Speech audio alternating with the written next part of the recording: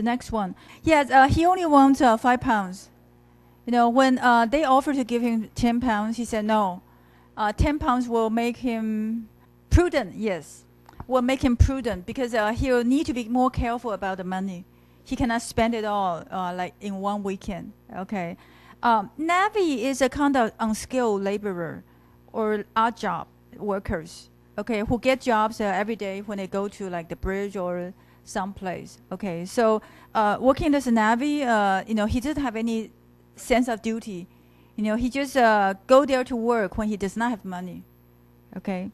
So yeah, part 3 and part 4, the main part will be your answers. So let's skip that and finish the quiz, and then we'll get the groups to present the main ideas of these 2 parts, because I think these 2 parts are too important to just deal with the quiz questions, okay? Okay, so this is one question for you. Yes, in Higgins' house, only in Higgins' house did Eliza has a bath, and that's really the one and the first time she did it.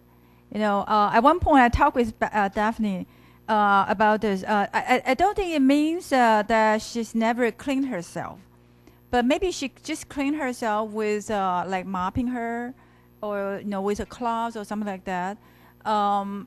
It's usually too cold, and she doesn't have bathtub, and she doesn't have hot water.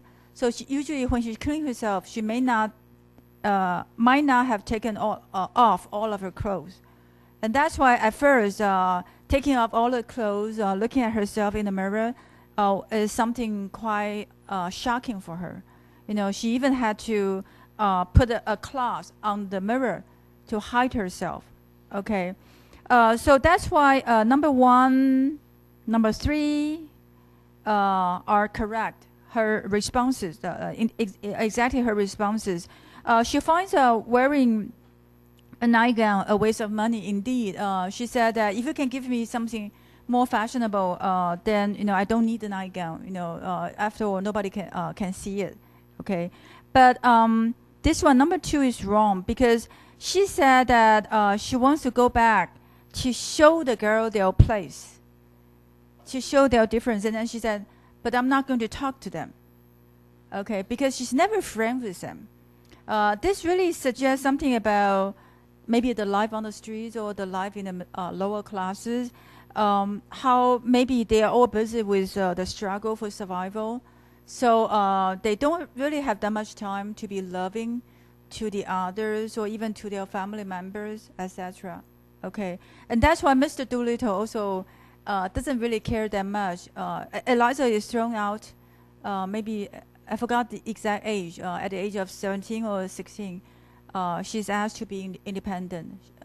So I guess this has a lot to do with financial background. Okay, so this is to remind you that in a way we can say that Higgins is the Pygmalion figure, but in this play, this Pygmalion is not the only capable one. He himself cannot accomplish it. You know, whether you call the 3 of them or Pygmalions, or you can say that Higgins is the Pygmalion and then the others are the supporters. Okay, but make sure that you know that Pygmalion's work is done by the end of Act 3. And after that, it is Eliza's work. Okay, or her self-education or her self-improvement. Okay, and here in Act 2 and 3, we see how Higgins is interested in teaching Eliza to prove his abilities.